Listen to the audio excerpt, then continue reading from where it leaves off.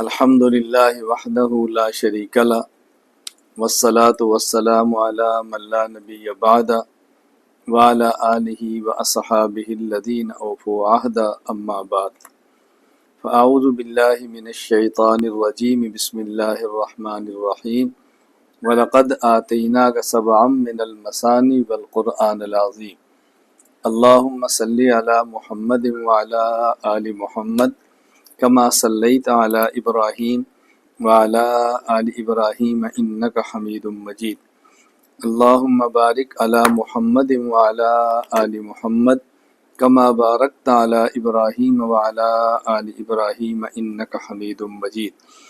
اللہ تعالیٰ کا احسان ہے، اللہ تعالیٰ نے ہمیں انسان بنایا، مسلمان بنایا، حضور اکرم صلی اللہ علیہ وسلم کا امتی بنایا اور علم سیکھنے کا موقع عطا فرمایا۔ اللہ تعالیٰ کے فضل اور کرم سے ہماری ہفتہ وار مجلس علمی چل رہی ہے اور آج مجلس علمی کا 35 نمبر ہے۔ اس مجلس علمی میں گفتگو تو عقائد، اخلاق، اعمال پہ ہوتی ہے، لیکن ابھی ہمارا عنوان جو چل رہا ہے وہ عقائد کی تنقیح اور تفہیم کا ہے۔ میں نے ہر مجلس کے شروع میں گزارش کی ہے کہ ایک ہے عقائد پر دلائل، میں ابھی دلائل نہیں دے رہا، اس کے لیے مستقل فائلیں، مستقل اسباق، مستقل ہماری مجالس موجود ہیں۔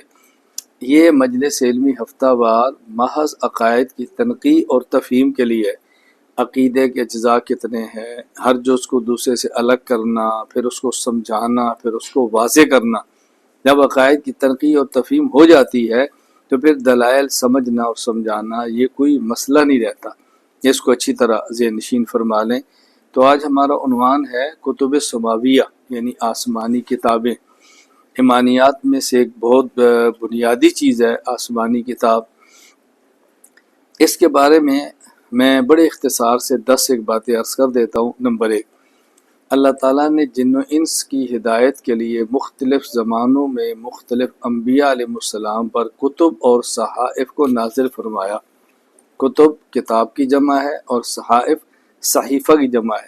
بنیادی طور پہ صحیفہ کا معنی ہوتا ہے چھوٹی کتاب اور کتاب کا معنی ہوتا ہے بڑی کتاب، جس میں اوراق کم ہیں، صفحات کم ہیں، مسائل زیادہ نہیں ہیں، اس کو صحیفہ کہتے ہیں، اور جو اس سے ذرا وسیع ہے اس کو کتاب کہتے ہیں۔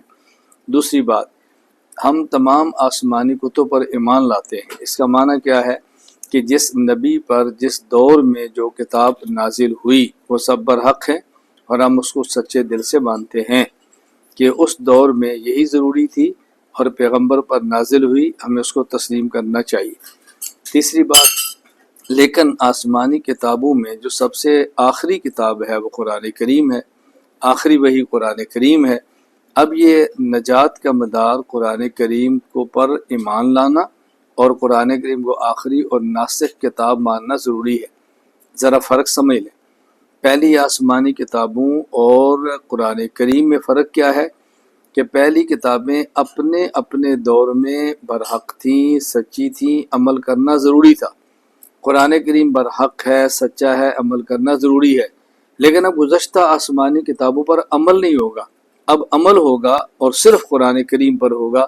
یہ جس طرح رسول اکرم صلی اللہ علیہ وسلم سے پہلے تمام انبیاء علیہ السلام کی ہم نبوت کو مانتے ہیں۔ اللہ تعالیٰ جب کسی کو نبوت دیتے ہیں تو واپس نہیں لیتے، لیکن ان کی جو شریعتیں ہیں وہ منسوخ ہو چکی ہیں، اب ان کی شریعت پر عمل نہیں ہوتا۔ اسی طرح ہم آسمانی کتابوں پر ایمان تو لاتے ہیں، اپنے دور میں واجب الاتباع یہی تھی، لیکن اب وہ منسوخ ہو چکی ہیں، ان پر عمل نہیں کرنا۔ یہ منسوخ ہونا کیا ہوتا ہے؟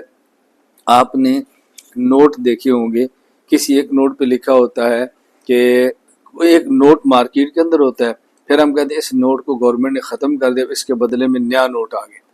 اب وہ ختم کر دیا ہے، جو ختم ہے اس پر گورنمنٹ کی مہر بھی ہے، اس پہ بینک کا نام بھی ہے، حکومت کی طرف سے بھی ہے، لیکن کیوں نہیں چلے گا کہ اس کی مدت پوری ہوگی۔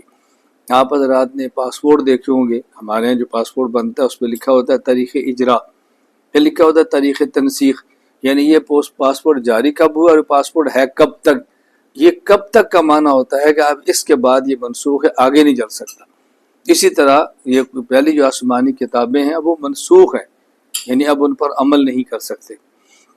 چوتھی بات ذہن نشین فرما لیں کہ جو آسمانی کتابیں اور صحیفے مختلف انبیاء علیہ السلام پر نازل ہوئے ہیں، صحیفوں کی تعداد 100 ہے اور آسمانی کتابوں کی تعداد 4 ہے۔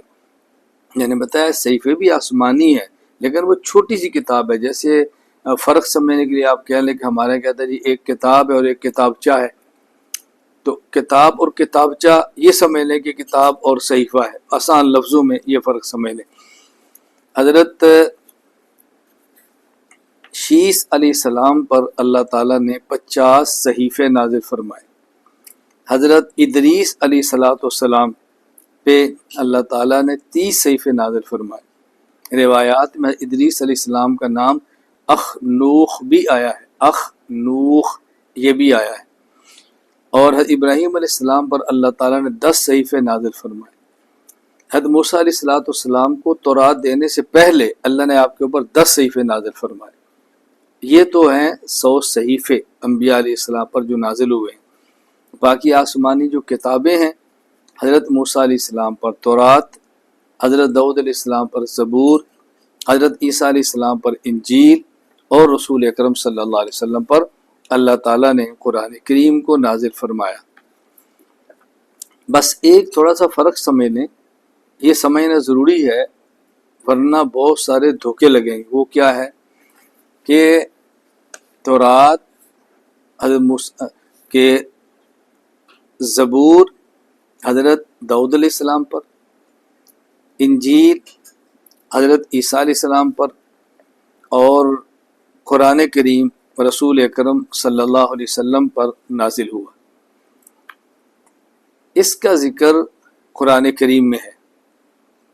عیسیٰ علیہ السلام کو انجیل دی اور حضرت داؤد علیہ السلام کو زبور دی، اور رسول صلی اللہ علیہ وسلم کو قرآن کریم دی۔ حضرت موسیٰ علیہ السلام کو کتاب دی، یہ قرآن کریم میں ہے۔ اس کتاب کا نام جو موسیٰ علیہ السلام کو دی وہ تورات تھی، یہ حدیث پاک میں۔ اس پر بہت سارے لوگ غلط فہمی پیدا کرتے ہیں کہ جی موسیٰ علیہ السلام کو تورات نہیں دی گئی تھی۔ اس پر گفتگویں ہیں، مناظرے ہیں، میں اس پر تفصیلات میں نہیں جا رہا۔ میں نے پہلے عرض کی مجلس دلائل کی نہیں ہوتی، میں سمجھانے کے لیے کہہ رہا ہوں۔ قرآن کریم میں حضرت داؤد علیہ السلام کو زبور دینے کا تذکرہ موجود ہے۔ سورۃ الاسراء، جسے ہم سورہ بنی اسرائیل کہتے ہیں، آیت نمبر 55، وَلَقَدْ فَضَّلْنَا بَعْضَ النَّبِيِّينَ عَلَىٰ بَعْضٍ وَآتَيْنَا دَاوُودَ زَبُورًا، ہم نے بعض انبیاء کو بعض پر فضیلت دی ہے اور داؤد علیہ السلام کو زبور دی ہے۔ یہاں میں ایک نقطہ پیش کرتا ہوں کہ انبیاء کی فضیلت اور اس کے بعد داؤد علیہ السلام کو زبور، اللہ نے ان دونوں کا تذکرہ اکٹھا کیا۔ معلوم ہوا کہ زبور کو فضیلت داؤد میں دخل ہے۔ اس سے آپ کی بات سمجھ آئے گی کہ بانی دارالعلوم دیوبند مولانا محمد قاسم نانوتوی رحمہ اللہ فرماتے تھے نبوت کمال علمی ہے، جس نبی میں جتنا کمال ہوگا اتنا ہی افضل ہوگا۔ انبیاء میں باہمی فضیلت کی وجہ علم ہے، عمل نہیں ہے۔ تو دیکھیں اللہ تعالیٰ نے بعض نبیوں کو بعض پر فضیلت دینے کی بات کی ہے، تو ساتھ ہی داؤد علیہ السلام کا عملی کمال نہیں، زبور کا تذکرہ کیا ہے۔ اس بات کو سمجھیں۔ اور پہلے حضرت عیسیٰ علیہ السلام کو دیکھ لیں، سورۃ المائدہ آیت نمبر 46، وَقَفَّيْنَا عَلَىٰ آثَارِهِمْ بِعِیسیٰ ابْنِ مَرْیَم مُصَدِّقًا لِمَا بَیْنَ یَدَیْہِ مِنَ التَّوْرَاةِ وَآتَیْنَاهُ الْإِنجِیلَ، حضرت عیسیٰ علیہ السلام تورات کی تصدیق فرماتے تھے اور انجیل اللہ نے ان کو دی ہے۔ یہاں صراحتاً ہے کہ عیسیٰ علیہ السلام کو اللہ تعالیٰ نے انجیل عطا فرمائی ہے۔ رسول اکرم صلی اللہ علیہ وسلم سورۃ الحجر آیت نمبر 87، وَلَقَدْ آتَيْنَاكَ سَبْعًا مِنَ الْمَثَانِي وَالْقُرْآنِ الْعَظِيمِ، اور بہت ساری آیات ہیں رسول اکرم صلی اللہ علیہ وسلم کو قرآن کریم دیا ہے۔ حضرت موسیٰ علیہ السلام کے بارے میں قرآن کریم میں وَلَقَدْ آتَيْنَا مُوسَى الْكِتَابَ فَلَا تَكُنْ فِي مِرْيَةٍ مِّن لِقَائِهِ وَجَعَلْنَاهُ هُدًى لِبَنِي إِسْرَائِيلَ، سورۃ السجدہ آیت نمبر 23، ہم نے موسیٰ علیہ السلام کو کتاب دی۔ اب اس پر لوگ شبہ کرتے ہیں جی کتاب دی تھی، اس کا نام تورات نہیں تھا، اس کا نام تورات نہیں تھا۔ بعض یہاں تک کہتے ہیں کہ تورات بھی موسیٰ علیہ السلام کو نہیں دی۔ وہ کہتے ہیں یہ تو قرآن کریم میں کتاب دی ثابت ہو گیا، لیکن آپ کو تورات دی۔ سنن ابی داؤد حدیث نمبر 3626۔ ادعی کرما فرماتے ہیں رسول اللہ صلی اللہ علیہ وسلم نے ابن سوریہ سے فرمایا، ابن سوریہ ابھی عیسائی مذہب کے عالم ہیں، کیا فرمایا؟ اذکرکم باللہ، میں تمہیں اللہ کی یاد دلاتا ہوں۔ دیکھو تم سمجھو اللہ کون ہے؟ الذی نجاکم من آل فرعون، تمہیں فرعونیوں سے اللہ نے نجات دی۔ وَأَقْطَعَكُمُ الْبَحْرَ، اور سمندر کو پھاڑا، تمہیں وہاں سے نکالا۔ وَظَلَّلَ عَلَيْكُمُ الْغَمَامَ وَأَنزَلَ عَلَيْكُمُ الْمَنَّ وَالسَّلْوَىٰ۔ ابن سوریہ یہودی عالم، آپ فرما رہے ہیں کہ اللہ تعالیٰ تم پر من و سلوہ نازل کیا، تمہارے اوپر بادل کا سایہ کیا، اور کتنی نعمتیں دی۔ وَأَنزَلَ عَلَيْكُمُ التَّوْرَاةَ عَلَى مُوسَىٰ وَأَنزَلَ عَلَيْكُمُ التَّوْرَاةَ عَلَى مُوسَىٰ، اور تمہارے اوپر یعنی تمہارے نبی موسیٰ پر اللہ تعالیٰ نے تورات کو نازل فرمایا۔ پہلے کیا فرمایا؟ وَأَنزَلَ عَلَيْكُمُ التَّوْرَاةَ، تمہارے اوپر تورات کو نازل کیا۔ آگے وضاحت فرما دی کہ تمہارے اوپر سے مراد ہے کہ تمہارے نبی پر نازل کیا۔ یہ ایسی ہے جیسے ہماری زبان میں کہتے ہیں نا، اللہ تعالیٰ نے ہمیں قرآن دیا ہے، بندہ کہ تمہیں تو نہیں دیا۔ ہم کہتے ہیں ہمیں دینے کا معنی کہ ہمارے نبی کو دیا ہے اور نبی نے ہمیں دیا۔ تو آپ نے فرمایا کہ اللہ نے تم پر تورات نازل کی ہے، پھر فرمایا کہ اللہ موسیٰ علیہ السلام پر اتجدون فی کتابکم الرجم، کیا تمہاری کتاب میں رجم، شادی شدہ زنا کرے سنسار کا ذکر نہیں ہے؟ تو اس نے کہا ذکرتنی بعظیم ولا یسانی ان اکذب، آپ نے ایک ایسی بات مجھے یاد دلا کر بات کی ہے کہ اس سے انکار ممکن نہیں ہے، آپ ٹھیک فرماتے۔ تو اب دیکھو قرآن کریم میں کتاب کی بات آ گئی اور حدیث پاک میں وضاحت کی کہ اس کتاب سے مراد تورات ہے۔ میں نے عرض کیا کہ میں اس پہ دلائل نہیں دے رہا، مستقل اس پر ہے۔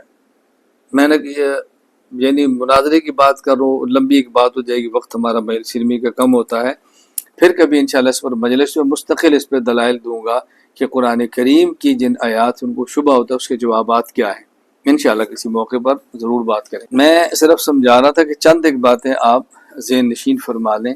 قرآن کریم اور بقیہ آسمانی کتابوں میں ایک فرق ہے کہ آسمانی کتابیں اللہ تعالیٰ نے دفعتم واحدہ یک بار نازل فرمائی، یک بار اکٹھی نازل فرمائی، اور قرآن کریم کو اللہ تعالیٰ نے تدریجاً تھوڑا تھوڑا سٹیپ بائی سٹیپ جتنی ضرورت اتنا نازل فرمایا۔ دونوں میں فرق ہے۔ تورات اکٹھی دی ہے، انجیل اکٹھی دی ہے، زبور ایک بار دی ہے، اور قرآن کریم کو ایک بار نہیں دیا، قرآن کریم کو تھوڑا تھوڑا رسول اکرم صلی اللہ علیہ وسلم کو عطا فرمایا۔ اب یہاں بات اچھی طرح سمجھ لیں کہ قرآن کریم کو جو اللہ تعالیٰ نے نازل فرمایا ہے، اس کے لیے دو قسم کے الفاظ استعمال ہوتے ہیں عربی زبان میں۔ نازل کرنے کے لیے دو قسم کے لفظ استعمال ہوتے ہیں۔ اگر اکٹھا نازل کریں اس کے لیے لفظ آتا ہے انزال، اور تھوڑا تھوڑا نازل کریں اسے کہتے ہیں تنزیل۔ میں اس لیے طلباء سے کہتا ہوں کہ آپ صرف پڑھا کریں۔ اب دیکھیں جب آپ صرف پڑھیں گے، گرامر پڑھیں گے، تو انزال اور تنزیل کو سمجھانا آسان ہوگا نا، کہ انزال باب افعال ہے، تنزیل باب تفعیل ہے، اس باب کی یہ خصوصیت ہے، اس کی یہ خصوصیت ہے۔ تو گرامر پڑھنے سے یہ باتیں سمجھنی آسان ہو جاتی ہیں۔ ویسے آدمی سمجھتا ہے لیکن اتنی جلدی اس کو بات سمجھ نہیں آتی، موٹی موٹی بات سمجھتا ہے۔ قرآن کریم اللہ تعالیٰ نے تھوڑا تھوڑا کر کے نازل فرمایا ہے۔ اب قرآن کریم کے لیے اللہ تعالیٰ نے جو الفاظ استعمال فرمائے ہیں وہ دو قسم کے ہیں۔ کہیں فرمایا انا نحن نزلنا الذکر، ہم نے قرآن کریم کو نازل کیا تھوڑا تھوڑا۔ اور کہ قرآن کریم میں شہر رمضان الذی انزل فیہ القرآن، رمضان کا وہ مبارک مہینہ ہے کہ جس میں ایک ہی مرتبہ قرآن کریم کو نازل کر دیا گیا، یہ مہینہ ہے۔ انا انزلناہ فی لیلۃ القدر، اور رمضان کی پھر ایک رات میں قرآن کریم کو نازل کر دیا گیا سارا ہی۔ ایک جگہ فرمایا کہ رمضان کے مہینے میں نازل کیا، اور ایک جگہ فرمایا کہ رمضان کے پورے مہینے میں نہیں، رمضان کی بھی ایک ہی رات میں نازل کر دیا گیا۔ تو اس کا مطلب کیا ہے؟ قرآن کریم کا نازل ہونا، قرآن کریم کا نزول، یہ دو مرتبہ ہے۔ ایک بار اللہ تعالیٰ نے لوح محفوظ سے قرآن کریم کو آسمان دنیا پر نازل فرمایا۔ آسمان 7 ہیں اور 7 کا تذکرہ قرآن کریم میں ہے، اور یہ بھی ذہن میں رکھ لیں کہ احادیث بھی 7 ہیں۔ احادیث کے میں صاف لفظ ہے زمین کے لیے 7 کا، لیکن قرآن کریم میں زمینوں کے لیے 7 کا لفظ نہیں ہے۔ دلائل ہیں کہ جس سے ثابت ہوتا ہے کہ زمینیں بھی 7 ہیں۔ یہ عنوان نہیں ہے کہ میں اس پہ دلائل دوں، میں صرف یہ بتا رہا ہوں کہ آسمانوں کا 7 ہونا اور زمینوں کا 7 ہونا قرآن کریم میں بھی ہے، حدیث پاک میں بھی ہے۔ فرق کیا ہے؟ آسمان کے ساتھ لفظ ہیں 7 سماوات، 7 آسمان، اور حدیث میں والارض ہے، 7 کا لفظ 7 نہیں ہے، اس میں الگ دلائل، لیکن حدیث میں صراحتاً موجود ہے 7 کا لفظ زمین کے ساتھ۔ میں دلائل نہیں دے رہا، میں صرف عرض کر رہا ہوں کہ اس کو ذہن میں رکھ لیں۔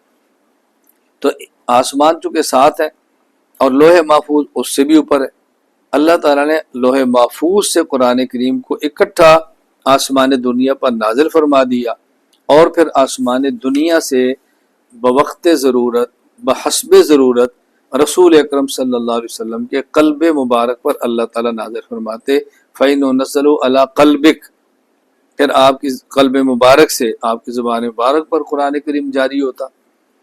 اب یہ ایک الگ دلائل ہیں کہ قرآن حضرت صلی اللہ علیہ وسلم کے دل پر کیوں نازل ہوتا تھا، یہ کان پر کیوں نازل نہیں، سنتے تو کان تھے لیکن نزول کی نسبت دل کی طرف ہے کہ آپ کے دل کے اوپر ہی نازل ہوتا تھا۔ میں آپ کو یاد ہے کئی بار سمجھایا کرتا ہوں کہ نبی سو جائیں اور خواب آئے تو وہ وحی ہوتی ہے۔ کیوں؟ جب نبی سوتے ہیں تو ان کی آنکھ سوتی ہے، دل جاگتا ہے، اور وحی نے دل پر آنا ہوتا ہے، آنکھ پر نہیں آنا ہوتا، اس لیے وہ جاگتے ہوں تو تب بھی وحی ہے، اگر وہ سو جائیں تو تب بھی وحی ہے، کیونکہ وحی کا تعلق دل کے ساتھ ہے، وحی کا تعلق آنکھ اور کان کے ساتھ نہیں، بواسطہ کان لیکن آتی دل کے اوپر ہے۔ کبھی کبھی بغیر کان کے واسطے سیدھا اللہ تعالیٰ قلب اطہر پر القاء فرما دیتے ہیں۔ تو جو لوح محفوظ سے آسمان دنیا پر قرآن کریم کو نازل فرمایا، وہ ایک ہی بار نازل فرمایا۔ اس لیے شہر رمضان الذی انزل فیہ القرآن، کہ رمضان کا مبارک مہینہ ہے جس میں قرآن کو ایک بار اتارا گیا، اور انا انزلناہ فی لیلۃ القدر، قرآن کریم کو ہم نے لیلۃ القدر کی ایک ہی رات اتارا۔ یہ ایک بار اکٹھا اتارنا لوح محفوظ سے آسمان دنیا پر ہے۔ اب یہ مستقل بحث ہے کہ اللہ تعالیٰ لوح محفوظ سے تھوڑا تھوڑا اتار دیتے، لوح محفوظ سے اکٹھا آسمان دنیا پر، پھر آسمان دنیا سے تھوڑا تھوڑا کیوں اتارا ہے؟ میں تفصیلات میں نہیں جا رہا، میں صرف اشارے آپ کو دے رہا ہوں کہ قرآن کریم سے متعلقہ کتنی باتیں ایسی ہیں بنیادی، لیکن میں تو صرف مختصر باتیں عرض کر رہا ہوں، اس کو اچھی طرح ذہن نشین فرما لیں۔ قرآن کریم کو آسمان دنیا پر لوح محفوظ سے اکٹھا اتارا، اور پھر قرآن کریم کو آسمان دنیا سے تھوڑا تھوڑا رسول اکرم صلی اللہ علیہ وسلم کے پاس آپ نے اتارا۔ حضرت جبرائیل کی جو پہنچ ہے وہ لوح محفوظ تک نہیں ہے، جبرائیل کی پہنچ لوح محفوظ تک نہیں ہے، تو جبرائیل اسلام جب لوح محفوظ تک پہنچ نہیں ہے تو وہاں سے قرآن لا کر پھر حضور کو دینا، یہ تو ان کے دائرے میں نہیں آتا تھا نا۔ تو پہلے لوح محفوظ سے ان کے دائرے تک قرآن کریم رکھا، اب یہاں سے آپ لے جایا کریں۔ جس طرح شاہی فرامین بس اوقات بادشاہ کے پاس ہوتے ہیں، لیکن بادشاہ اور شاہی فرامین تک رسائی ممکن نہیں ہوتی نا، تو آگے دے دیتے ہیں ایک دفتر کو بھی یہاں رکھ دو اور وہاں سے آگے اس کو ہمارے میسج کو دے دو۔ بادشاہ کے ہاں سے براہ راست ہمارے پاس پیغام نہیں آتا، پہلے بادشاہ کا پیغام ایک اس کے دفتر میں جاتا ہے، دفتر سے آگے منتقل ہوتا ہے۔ تو اللہ تعالیٰ نے اپنے شاہی پیغام کو لوح محفوظ سے آسمان دنیا پر دیا، اور جتنی ضرورت تھی وہاں سے اپنے نمائندے جبرائیل کے ذریعے رسول اکرم صلی اللہ علیہ وسلم تک وہ پہنچا دیا جاتا۔ یہ میں نے مختصر سی بات کی ہے۔ قرآن کریم جو آخری وحی ہے، اس کی سب سے پہلی جو آیات ہیں وہ سورۃ العلق کی ابتدائی 5 آیات. اقرأ بسم ربک الذی خلق خلق الانسان من علق اقرأ وربک الاکرم الذی علم بالقلم علم الانسان ما لم یعلم. اور اس کی جو آخری آیت ہے جو اللہ تعالیٰ نے نازل فرمائی وہ ہے واتقوا یوما ترجعون فیہ الی اللہ. یہ آخری. تو پہلی آیت ہے اقرأ بسم ربک الذی خلق اور آخری آیت ہے واتقوا یوما ترجعون فیہ الی اللہ. یہ جو قرآن کریم اللہ تعالیٰ نے نازل فرمایا اور پہلی آیت اقرأ ہے اور آخری آیت واتقوا یوما ترجعون ہے. قرآن کریم آپ کھول کر دیکھیں تو پہلی آیت ہے الحمدللہ رب العالمین اور آخری آیت دیکھیں تو ہے من الجنۃ والناس من شر الوسواس الخناس الذی یوسوس فی صدور الناس من الجنۃ والناس. اب یہاں ایک بات سمجھ لیں، قرآن کریم کی جو ترتیب ہے وہ 2 قسم کی. ایک ترتیب ہے آسمان دنیا سے رسول اللہ صلی اللہ علیہ وسلم پر آنے کی، اور ایک ترتیب ہے قرآن کریم کی قرآن کریم میں لکھنے اور رکھنے کی. جو ترتیب آسمان سے آنے کی ہے اسے کہتے ہیں ترتیب نزولی، اور ایک ہے کہاں کس آیت کو لکھنا ہے اسے کہتے ہیں ترتیب وضعی. وضع کا معنی ہوتا ہے رکھنا. تو قرآن کریم کی ترتیب نزولی میں پہلی آیت ہے اقرأ بسم ربک الذی خلق اور آخری آیت ہے واتقوا یوما ترجعون فیہ الی اللہ.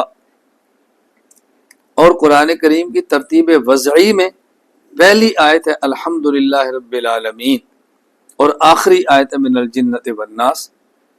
تو 2 ترتیبیں الگ الگ ہیں. وقت کم ہے، میں اس پر تفصیل سے بات کروں کہ پہلی آیت اور آخری آیت میں مناسبت کیا ہے، اور پہلی سورۃ الفاتحہ اور آخری سورۃ الناس میں مناسبت کیا ہے. آپ حیران ہو جائیں سن کر کہ قرآن کریم کا ایک آیت سے دوسری آیت سے ایسا رابطہ ہے، ایسا تعلق ہے، ایسی مناسبت ہے کہ انسان تعجب کر اٹھتا ہے کہ یہ قرآن کریم کیسی عجیب کتاب ہے. میں صرف اشارہ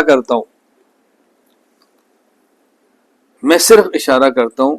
قرآن کریم کی پہلی آیت کیا ہے؟ اقرأ بسم ربک الذی خلق. اقرأ بسم ربک الذی خلق، پڑھو. آخری آیت کیا ہے؟ واتقوا یوما ترجعون، اللہ سے ڈرو. پہلی آیت کیا ہے؟ پڑھو، اور آخری آیت ڈرو. کیسا رابطہ ہے؟ علم وہی ہوتا ہے جس میں اللہ کا خوف ہو. وہ کون سا علم ہے جس میں اللہ کا خوف ہو؟ جب علم کے ساتھ اللہ اور قیامت کا خوف ہوگا تو انسان کیسے غلط مسئلے بتائے گا، کیسے حق کو کیسے چھپائے گا، کیسے دنیا کے لیے بکے گا، کیسے اپنی رات اللہ کے لیے کھڑا ہو کر ضائع کر اللہ کے لیے نہیں کھڑا ہوگا، کیسے ممکن؟ آپ دیکھ کتنا جوڑ ہے. پھر جب یہ نازل ہوئی تو رسول اکرم صلی اللہ علیہ وسلم تنہا تھے تو فرمایا اقرا، اکیلے کو خطاب کیا.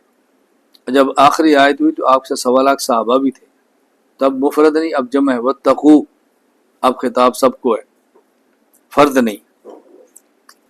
پہلی آیت ہے اقرا، یہ ایسے لوگوں کو خطاب کیا جا رہا ہے کہ جو پڑھے ہوئے نہیں ہیں، کہا پڑھو.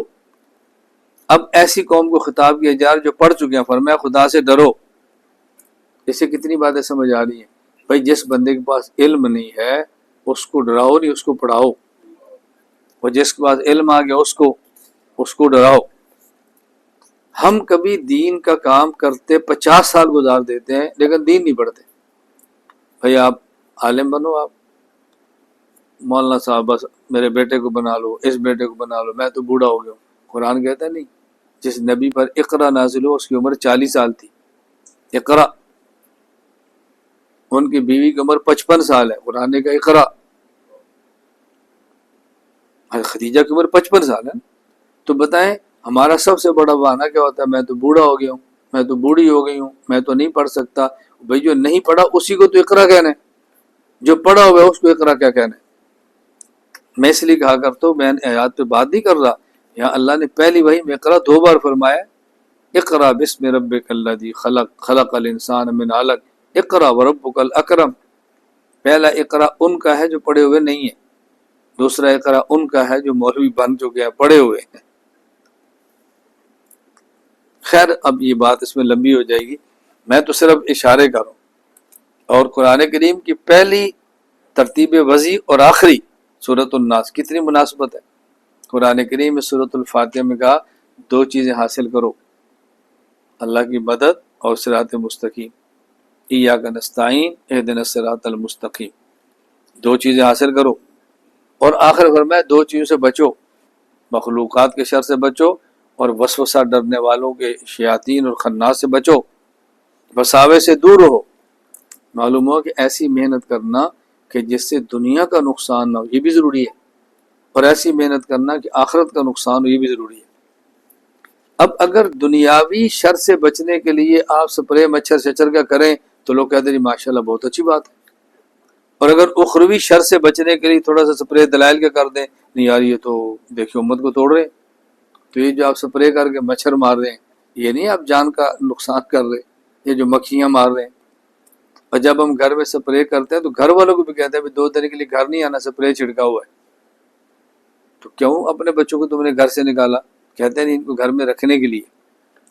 تو جس طرح یہاں کچھ وقت کے لیے الگ کرتے ہیں، تو یہ بات میں بھی کہتا ہوں، اگر آپ نے شرور سے بچنا ہے کچھ وقت لوگوں سے الگ ہو جاؤ، میری بات سنو، میری بات پڑھو، کچھ وقت سے سب کو چھوڑ دو، بس آپ ٹھیک ہو جاؤ گے۔ میں خیر وہ تو میں قرآن کریم کے رموز اسرار اس پہ تو بات نہیں کر رہا، میں صرف یہ کہہ رہا ہوں قرآن کریم اج یہ ذہن میں رکھ لیں کہ قرآن کریم رسول اللہ صلی اللہ علیہ وسلم پر نازل ہوا ہے اور آپ ہی نے رکھوایا، یہ فلاں جگہ پہ رکھ لو یا فلاں جگہ پہ رکھو، یہ جب نازل ہوتی ہے نا تو آپ فرماتے ہیں سورۃ فلاں جگہ پہ رکھو۔ میں آج کے دور میں اس کو سمجھانے کے لیے بڑے آرام سے مثال دیتا ہوں، مجلس علمی کو لے لو، میں نے بعض مجالس ایسی ہیں جو پہلے پڑھائی ہیں، لیکن جب کتاب تیار ہوگی نا ان کی نمبر بعد میں آئے گی۔ اب کچھ عیسائی سبق اور پڑھایا پہلے تھا، جب کتاب سے بھی بعد میں لکھا ہوا ہے، تو میں نے کہا پڑھانے کی ترتیب اور تو لکھنے کی اور ہوتی ہے۔ میں نے مناسب سمجھا کہ اس مضمون کی ضرورت اب ہے، ذرا یہ پڑھا دو، جب لکھیں گے تو لوگ سامنے کتاب پوری آئے گی، پھر ترتیب سے لکھنا۔ آج آپ لوگ بیٹھے ہیں تو اگر ہم مجھ سے پوچھ لیں کہ استاد جی آج یہ موضوع نہیں تھا، آج آپ نے یہ بات کیوں شروع کر دی، تو میں کہتا ہوں یار وہ فلاں ساتھی پہلی بار آئے تھے، دوبارہ آنا نہیں، تو ان کے لیے میں نے یہ مضمون سمجھا دیا ہے، باقی جب کتاب تیار ہوگی اس کو لکھنا بعد میں۔ اسی طرح قرآن کریم کی ترتیب نزولی اور ترتیب وضعی الگ ہے، جس موقع پر جس کی ضرورت ہے اس کو اتار دیا، اور حضور نے فرمایا جب لکھنا ہے اس کو فلاں جگہ پہ لکھنا۔ تو ترتیب نزولی بھی شریعت کی ہے، ترتیب وضعی بھی شریعت کی ہے، صحابہ نے اپنی مرضی کسی آیت کی جگہ پہ نہیں لکھا، یہ رسول اللہ صلی اللہ علیہ وسلم کی ترتیب بتائی ہوئی سے لکھا ہے، یہ ترتیب ان کی اپنی ہے، صحابہ کی نہیں ہے۔ خیر یہ تو قرآن کے متعلقہ بہت ساری باتیں ہیں جو سمجھانے کی ہیں اور پھر غلط فہمیاں دور کرنے کی ہیں۔ ہماری بیماری کیا ہے، ہم اپنے حضرات کو نہیں سنتے، وہ کیا کہتے ہیں، ان کو سنتے ہیں جو شبہ ڈالتے ہیں۔ اچھا جو شبہات ڈالتے ہیں نا، دین سے دور کرتے ہیں، جو ان کو سننے کا عادی ہو وہ انہی کو سنے گا بار بار، آپ کو نہیں سنے گا۔ اچھا لوگ کہتے ہیں ایسا کیوں کرتے ہیں، ایسا کیوں کرتے ہیں؟ میں نے کہا ایسا کیوں کرتے ہیں، میں مثال دوں گا تو آپ کو سمجھ آ جائے گی۔ آپ ایک محلے میں رہتے ہیں یا ایک بلڈنگ میں رہتے ہیں، اور اس کے ایک بندہ اس میں شرارتی رہتا ہے، نیچے دکاندار ہے، وہ کہتا ہے ذرا بات سننا جی، وہ فلاں بندہ آج آپ کے بارے میں یہاں باتیں کر رہا تھا۔ اچھا یہ باتیں اس نے کی، اچھا چلا گیا۔ اب جب بندہ واپس آئے گا تو پہلے اسی سے ملے گا، بس اسے ڈالنے والے تھے، اب تو اس نے کوئی بات نہیں کی۔ اچھا جس کے بارے میں کر رہے ہیں آپ اس سے نہیں پوچھیں گے، ایک ذہن بنا لیں، آپ پھر اس سے جاتی دفعہ کیا کر جائیں گے، کتنے بجے گاڑی نکالتے ذرا دیکھنا، اس کے ساتھ کون آتا ہے دیکھنا۔ جب آئیں گے تو پہلے ہی آپ سے ایک بندہ اور بھی تھا، آج ان کے گھر مہمان بھی آیا تھا، آپ پھر پوچھیں گے، تب دیکھو وہ جو خراب کر رہے ہیں نا اس کی باتیں سننے میں کتنا مزہ آ رہا ہے آپ کو۔ اور اگر کوئی بندہ سمجھائے گا بھئی اس بندہ بیٹھا کرو، یہ بندہ شرارتی ہے، یہ تمہیں خراب کرے گا، آپ کو سمجھانے والا برا لگے گا، کیوں؟ اس لیے کہ نفس کو خوراک وہ دے رہے ہیں نا جو شرارتیں سنا رہے ہیں۔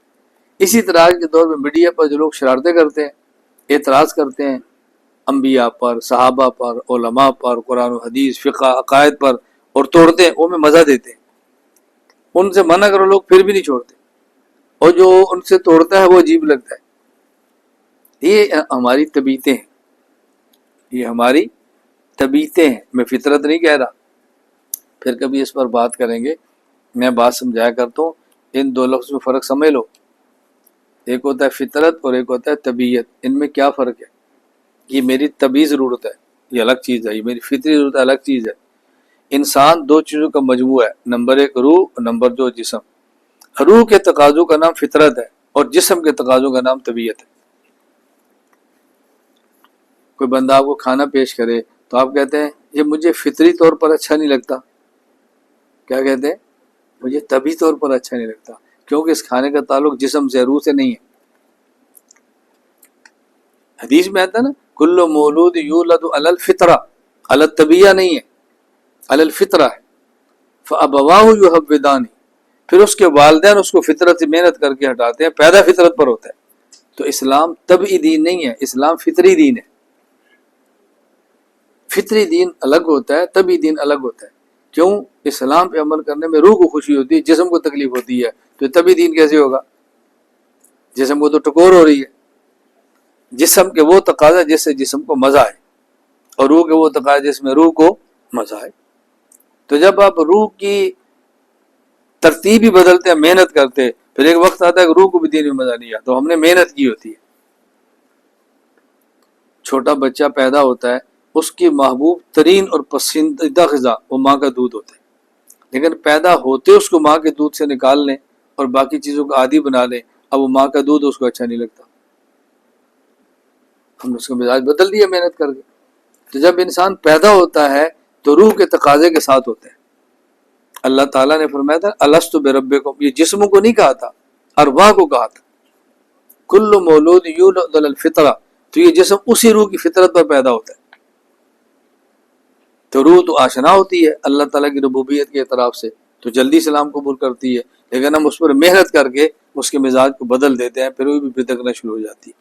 خیر، یہ درمیان میں باتیں آ جاتی ہیں۔ قرآن کریم کے علاوہ جو پہلی آسمانی کتابیں ہیں اس میں لوگوں نے تحریف کر دی ہے، تبدیلیاں ہو گئی، اور قرآن کریم جو آخری کتاب ہے اس کے اندر نہ تحریف ہوئی ہے نہ تعریف ہو سکتی ہے۔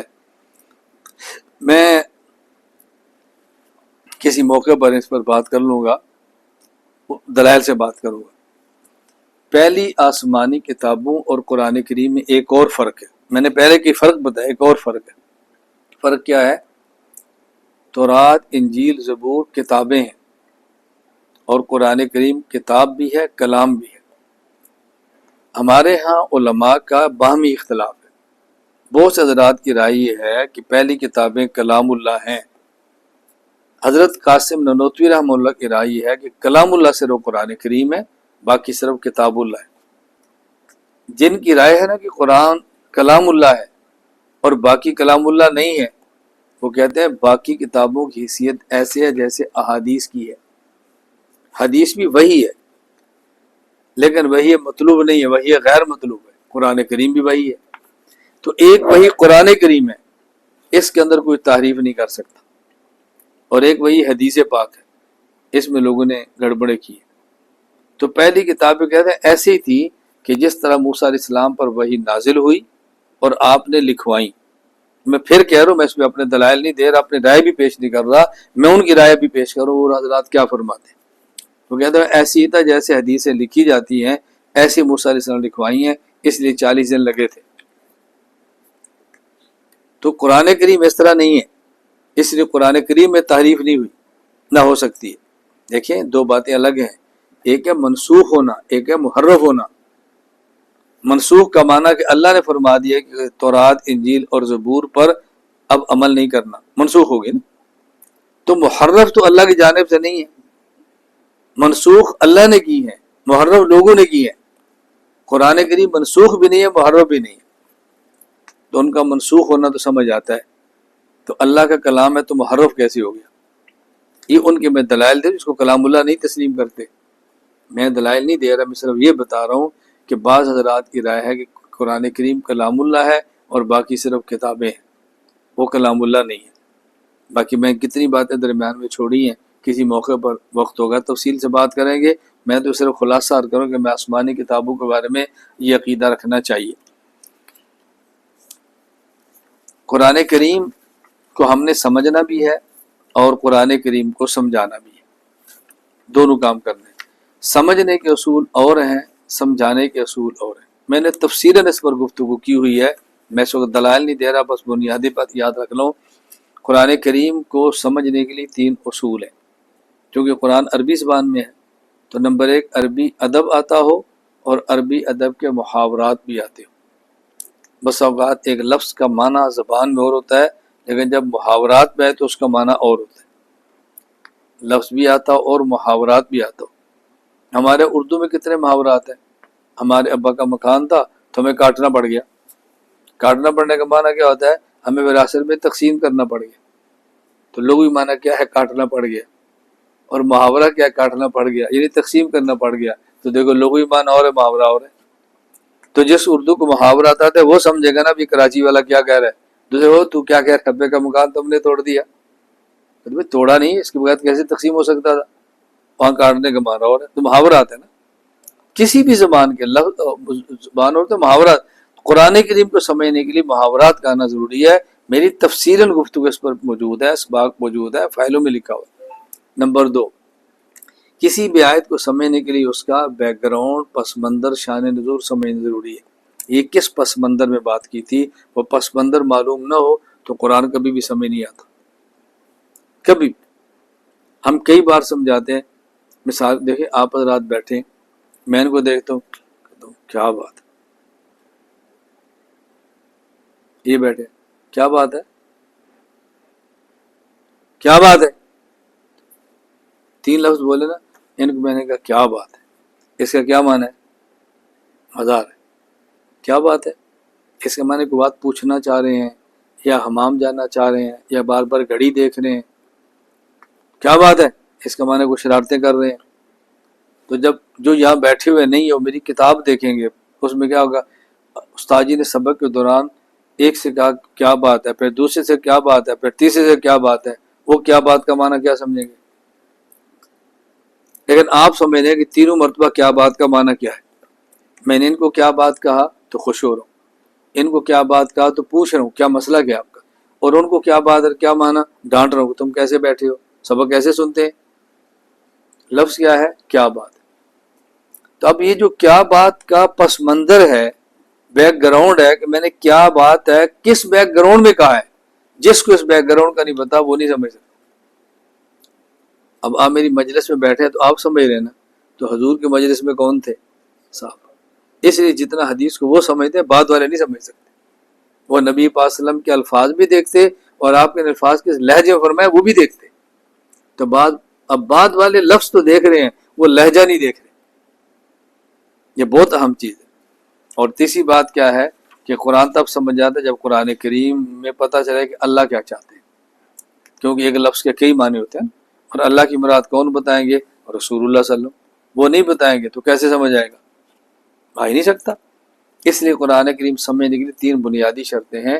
عربی ادب محاورات کے ساتھ آئے، آیات کا شان نزول آئے، اور شان نزول صحابہ بتائیں گے، اور قرآن کی مراد کا پتہ چلے، اور مراد رسول اللہ صلی اللہ علیہ وسلم بتائیں گے جس کا تعلق احادیث سے۔ تو قرآن صرف عربی ادب سے نہیں آتا۔ یہ جو آج میڈیا پر بیٹھے ڈھینگے مارتے ہیں نا، کہتے ہیں جی کیا عربی ہمیں نہیں آتی۔ میں نے کہا عربی تم ذرا ابو جال کو آتی تھی، تم سے زیادہ ابو جال کو آتی تھی، اس کو آتی تھی اس لیے وہ کلمہ پڑھتا تھا۔ اس کو پتا رہا میں نے پڑھ لیا تو پھر نماز میں نے کیسے پڑھنی ہے، میں نے قرآن کلمہ پڑھ لیا نا تو پھر میں نے حضور کی بات چلی کہ میری نہیں چلی، لیٹی ختم ہو جانی ہے میری، اور سمجھ آتی تھی تبھی تو پڑھ نہیں رہا تھا۔ تو خیر میں یہ عرض کر رہا ہوں، نمبر 1 عربی ادب محاورات کے ساتھ، نمبر 2 شان نزول جو صحابہ بتائیں گے۔ صحابہ کو چھوڑ کر آپ قرآن کا پس منظر کیسے معلوم کر سکتے؟ میں نے موٹی سی مثالی میں 3 مرتبہ کیا بات کہا، آپ جو سامنے بیٹھے ہیں آپ کے بغیر اس کیا بات کا معنی کون سمجھ سکتا ہے؟ اور تیسری بات کیا ہے کہ مراد خداوندی وہ اللہ کے نبی بتائیں گے جو احادیث کے اندر آتا ہے۔ یہ قرآن کو سمجھنے کے لیے اور قرآن کو سمجھانے کے لیے 15 علوم چاہیے۔ 15 علوم: علم لغت، علم نحو، علم صرف، علم اشتقاق، علم معانی، علم بیان، علم بدیع، علم قراءت، علم عقائد، علم حدیث، علم فقہ، علم اصول فقہ، اسباب نزول، علم ناسخ منسوخ، علم لدنی۔ یہ 15 علوم تو قرآن سمجھائیں۔ تو قرآن کا سمجھنا اور ہے، سمجھانا اور ہے۔ لوگ کہتے ہیں کیا میں مسلمان، ہم کہتے ہیں مسلمان ہے تو قرآن سمجھنے کی کوشش کریں نا، مسلمان ہے تو سمجھانے کی کوشش نہ کریں۔ ہم جس ملک میں رہتے ہیں اس اللہ کو سمجھنا ہمارا حق ہے، اس اللہ کو سمجھا نہیں سکتے۔ سمجھانا کس کا حق ہے؟ نمبر 1 اس نے لا کیا ہو، وکیل۔ نمبر 2 پریکٹس کی ہو۔ نمبر 3 اس کو عدالت ڈگری جاری کرے۔ کسی بھی قانون کی تشریح کب کر سکتے ہیں؟ نمبر 1 لا پڑھا ہو، نمبر 2 مخصوص مدت میں پریکٹس کی ہو، نمبر 3 پھر ہمیں عدالت ڈگری جاری کرے، اب تم قانون پہ بحث کر سکتے ہو۔ لیکن قانون سمجھنے کے لیے کچھ بھی نہیں، آپ سمجھیں، لیکن سمجھیں بھی کیسے؟ کسی قانون دان سے سمجھیں، یہ تھوڑا خود ہی قانون سمجھنے شروع کریں گے۔ آخری بات اس حوالے سے، قرآن کریم کے ہمارے اوپر 5 حق ہیں۔ نمبر 1 قرآن کریم پر ایمان لانا، نمبر 2 قرآن کریم کو پڑھنا، نمبر 3 قرآن کریم کو سمجھنا، نمبر 4 قرآن کریم پر عمل کرنا، اور نمبر 5 قرآن کریم کی اشاعت کرنا۔ میں اس دعا کا بہت زیادہ اہتمام کرتا ہوں، الحمدللہ بہت اہتمام کرتا ہوں۔ آپ اچھی طرح طلبہ طالبہ ذہن نشین فرما لیں، چونکہ قرآن کریم پر تو میں ایمان لا چکا ہوں، اب میں 4 چیزیں مانگنے کا بہت اہتمام کرتا ہوں۔ نمبر 1 اے اللہ مجھے قرآن کریم صحیح پڑھنے کی توفیق عطا فرما، نمبر 2 صحیح سمجھنے کی توفیق عطا فرما، نمبر 3 صحیح عمل کی توفیق عطا فرما، نمبر 4 صحیح طریقے پر امت میں پھیلانے کی توفیق عطا فرما۔ پڑھنا ہے صحیح، سمجھنا ہے صحیح، عمل کرنا ہے صحیح، پھیلانا ہے صحیح طریقے پر۔ تو میں اپنے لیے بھی اور آپ سب کے لیے دعا کرتا ہوں کہ یا اللہ ہم تجھے گواہ بنا کر کہتے ہیں ہم قرآن کریم پر ایمان لائے۔ اے اللہ ہم سب کو قرآن کریم صحیح پڑھنے کی، صحیح سمجھنے کی، صحیح عمل کرنے کی اور صحیح طریقے پر دنیا میں پھیلانے کی توفیق عطا فرما۔ میں آخر میں گزارش کر رہا ہوں، آپ اس کے لیے دعا فرمائیں۔ میں نے نیت کی ہے، نیت کی، اس پر ہم لگے ہوئے ہیں۔ نیت میں نے کی ہے کہ قرآن کریم کا ترجمہ کم از کم 100 زبان میں ہم نے چھپوا کر امت میں پہنچانا ہے انشاءاللہ۔ کم از کم 100 زبان کی میں نے نیت کی ہے، کم از کم، ورنہ اللہ توفیق عطا فرمائے تو ہر زبان میں جتنی زبانوں ممکن ہوا ہم قرآن کریم کا ترجمہ کرا کر امت میں عام کریں۔ اور میں یہ باتیں میڈیا پر اس لیے نہیں کہتا کہ میں کوئی اپنی عظمت یا بڑائی بیان کرتے، میں اس لیے بیان کرتا ہوں، ایک تو آپ اس کے لیے دعا کریں، اسباب کی دعا کریں، صحت کی دعا کریں، حفاظت کی دعا کریں، اور اہم بات اگر میں نہ کر سکوں تو میری موت کے بعد آپ اس پر محنت کریں۔ کہ ہمارے استاد نے ایک بات کی تھی کہ میں نے قرآن کریم کو مختلف زبانوں میں ترجمہ کر کے پھیلانا ہے، وہ تو دنیا سے چلے گئے ہیں، اب یہ کام ہم کریں گے۔ بس یہ نیت کریں اور اس میں اپنی جان اپنا مال یہ لے کر پیش ہو کہ ہم اس کے لیے حاضر ہیں۔ قرآن کریم کی خدمت پر ہمارا جسم لگ جائے اور کیا چاہیے؟ قرآن کی خدمت پر ہمارا پیسہ لگ جائے اور کیا چاہیے؟ قرآن کی خدمت پر ہمارا گھر لگ جائے اور کیا چاہیے؟ اس لیے میں پوری دنیا میں اپنے طلباء طالبات کو بار بار کہہ رہا ہوں، اپنے مکان کا ایک کمرہ عبادت کے لیے خاص کر دو۔ اگر کمرہ نہیں ہے یعنی مکان چھوٹا ہے تو کمرے کا ایک کونا خاص کر دو، وہاں کتابیں پڑھی ہوں، مصلی پڑھا ہو، تسبیح پڑھی ہو، خوشبو پڑھی ہو، ٹوپیاں پڑھی ہوں، مسواکیں، یہ چیزیں وہاں پڑھی، قرآن کریم کے نسخے پڑھے ہوں، ترجمہ پڑھا ہو، تفاسیر پڑھی ہو، ایک کونا کر دو۔ جب آپ دفتر سے واپس آئیں، کام سے واپس آئیں، مزدوری سے واپس آئیں تو یومیہ طے کر لیں کہ میں نے اس کمرے میں تھوڑی دیر بیٹھنا ہے۔ آپ یقین کریں آپ کو مزہ آئے گا۔ دیکھیں یہ کتابیں لگی ہوئی نا، آپ دیکھتے ہیں کتنے سلیقے سے، آپ کے پاس کھڑے ہو کر دیکھنا۔ میں کبھی سونے لگتا تو پھر کھڑا ہوتا ہوں، میرے گھر میں تعجب دیکھتے کیا ہوا، میں نے کہا یار کیا ہوا کیا ہوا، میں آپ کو کیسے بتاؤں کیا ہوا؟ یہ میری جمع پونجی ہے، یہ میری محنت ہے، میں ایک ایک چیز کی سیٹنگ کرتا ہوں، ایک ایک چیز کی۔ اسی طرح آپ اٹھیں، آپ دیکھیں جن لوگوں کے پاس پیسے ہوتے ہیں بار بار گنتے ہیں، عورتیں زیور کھول کھول کے چیک کرتی ہیں، بال بال تالے دیکھتے ہیں۔ تو میں اس لیے گزارش کرتا ہوں کہ اپنے گھر میں ایک کمرہ بنا لیں، اگر مکان چھوٹا ہے تو کمرے میں ایک کونا بنا لیں جس میں مصلی، تسبیح، خوشبو، ٹوپیاں، قرآن کریم، ترجمہ، تفسیریں، کتب پڑھی، اور یہ ذہن بنا لے کہ میں نے یومیہ وہاں بیٹھنا، جب دفتر سے آئیں بیٹھے، اور اگر آپ میری بات پہ عمل کر لیں تو آپ کو میں قسمیں اٹھا کر گئے تو وہ لذت آپ کی آئے گی کہ آپ دنیا کی بادشاہتیں بھول جائیں گے۔ اس کمرے میں لیٹنے کی عادت بنے، اس کمرے میں لیٹنے کی عادت بنے۔ آپ چاہتے ہیں صبح ہم تہجد میں اٹھیں، اس کمرے میں لیٹیں، مصلی بچھائیں، اپنا بیڈ چھوڑ دیں، اپنے پلنگ کو چھوڑ دیں، وہاں مصلی بچھائیں، چادر بچھائیں، تکیہ رکھیں، سوئیں۔ وہ قرآن کریم پڑھا ہے، کتابیں پڑھی ہیں، وہ مسجد تو نہیں ہے تو مصلی ہے۔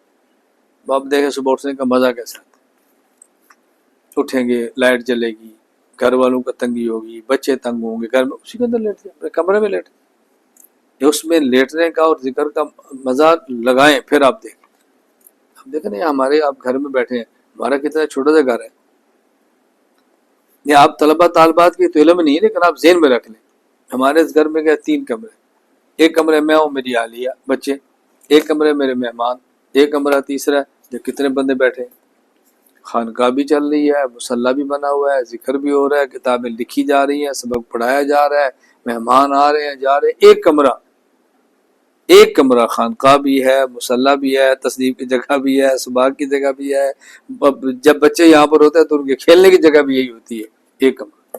اللہ تعالیٰ مجھے اور آپ سب کو دین کی مقبول خدمت کی توفیق عطا فرمائے، اور دنیا کے کونے کونے تک اللہ تعالیٰ میں عقائد پہنچانے کے لیے قبول فرمائے۔